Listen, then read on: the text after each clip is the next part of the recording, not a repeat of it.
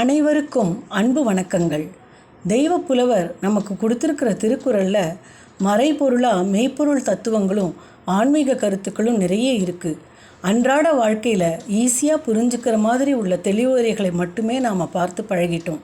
ஓரளவுக்கு spiritual interest உள்ளவங்க அதில் இருக்கிற வேதாந்த கருத்துக்களையும் ஆழமாக படிக்கணும். கடவுள் வாழ்த்தில் 4வது குறளில் அந்த பரம்பொருள் எப்படிப்பட்டவர், அவரது போற்றுதற்குரிய உயர்ந்த குணங்கள் என்ன, அப்படிப்பட்ட கல்யாண குணத்தை வழிபடுறதால நமக்கு என்ன பலன் கிடைக்கும்னு வள்ளுவர் சொல்கிறார். வேண்டுதல் வேண்டாமை இலானடி சேர்ந்தார்க்கு யாண்டும் இடும்பை இல. இதன் பொருள், ஒரு பொருளையும் விழைதலும் வெறுத்தலும் இல்லாத இறைவனது திருவடிகளை சேர்ந்தார்க்கு எக்காலத்தும் துன்பம் என்பதே இல்லை.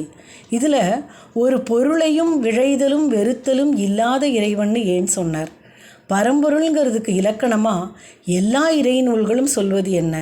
God is omnipresent, omniscient, omnipotent.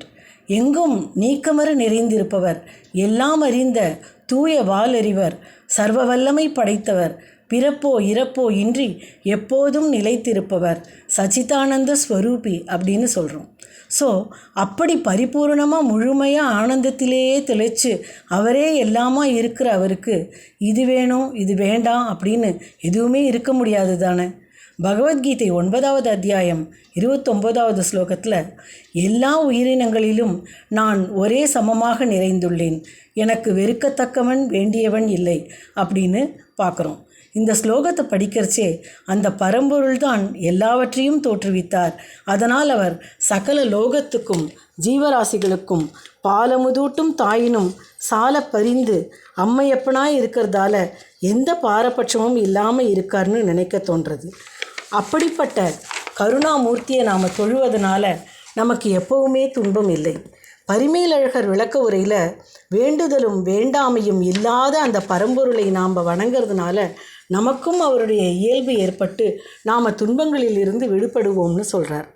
ஆக்சுவலாக பார்த்தா அப்படிப்பட்ட பரம்பொருள்லேருந்து தோன்றியவங்க தானே நாமும்.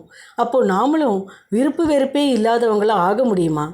அவர்கிட்ட இல்லாத இந்த விருப்பு வெறுப்புங்கிறது நமக்குள்ளே மட்டும் எப்படி வந்தது? பார்த்தா சில சமயத்தில் குழந்தைகளை பார்த்து பேரண்ட்ஸ் கேட்குறது உண்டு, எங்கேருந்து உனக்கு இந்த குணம் வந்தது அப்படின்னு. அப்புறம் அவங்களே சமாதானமும் சொல்லிப்பாங்க, கெட்ட பசங்க சகவாசம் வந்திருக்குமோ, கொஞ்சம் ஸ்ட்ரிக்டாக கவனிக்கணும் இனிமேல் அப்படின்னு.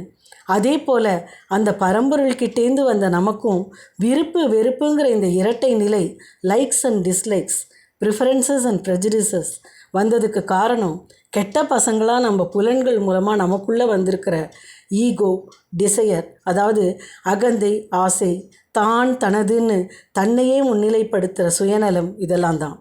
இதையே தான் ஸ்வேதாஸ்வதர உபனிஷத் 4வது சாப்டரில் சச்சிதானந்தத்திலிருந்து வந்த நாம் அங்கேருந்து வந்தோங்கிறத மறந்ததுனால தான் இந்த இன்ப துன்பம், விருப்பு வெறுப்புங்கிற இருமை நிலைக்கு, டியூயாலிட்டிஸ்க்கு தள்ளப்பட்டிருக்கோம்னு சொல்லியிருக்கு.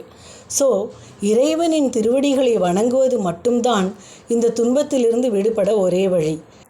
இறை தொடர்புங்கிற ஒன்று தான் நமக்கு எப்போவுமே சுவாஸ்வதமான உறவு அப்படின்னு மனசை உறுதியாகவும் எக்ஸ்பெக்டேஷன்ஸ் இல்லாமலும் வச்சுக்கணும்.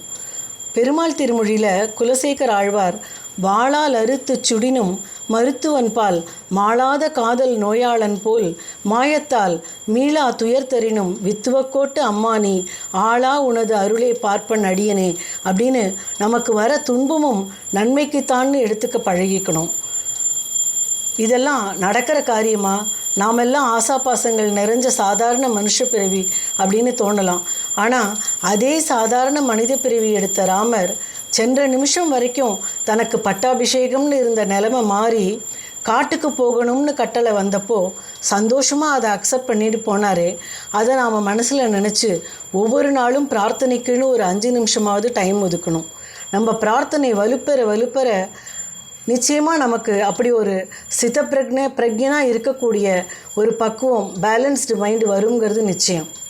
நம்ம பிரார்த்தனையும் இது வேணும் அது வேணும்னு அப்ளிகேஷனும் ரிக்வெஸ்ட்டுமாகவே இல்லாமல் பாண்டிச்சேரி ஸ்ரீ அன்னை சொல்வது போல் let thy will be done not my will அப்படின்னு முழுமையாக நம்பி இறைவன்கிட்ட ஒப்படைச்சிட்டா யாருக்காகவும் எதுக்காகவும் அஞ்சாமல் எதையும் சார்ந்து வாழாமல் அப்பர் பாடின மாதிரி நாமார்க்கும் குடியல்லோம் நமனை அஞ்சோம் நரகத்தில் இடர்ப்படோம் நடலை இல்லோம் ஏமாப்போம் பிணியறியோம் பணிவோம் அல்லோம் இன்பமே எந்நாளும் துன்பமில்லைன்னு நீடு வாழ்வோம். மேலும் பார்ப்போம்.